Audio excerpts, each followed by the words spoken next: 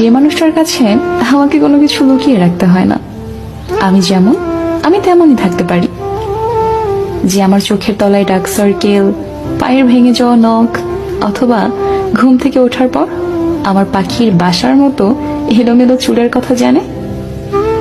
যে আমার চিৎকার করে কাদার শব্দ শুনেছে, তীব্র রাগে আমি কেমন তা জেনেছে, আবার আনন্দে আমাকে বাচ্চাদের মতো হাসতে দেখেছে।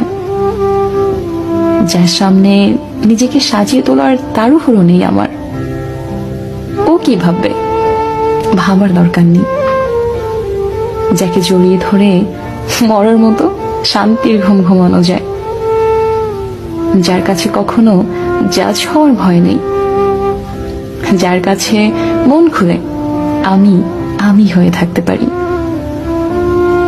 মোট কথা, যার সামনে আমাকে আমার মন্দটা লুকিয়ে রেখে শুধু ভালোটা দেখিয়ে পারফেক্ট সাজার অভিনয় করতে হয় না, তার সাথে একটা গোটা জীবন অনায়াসে হেসে খেলে ভালোবাসা কাটিয়ে দেওয়া যায়।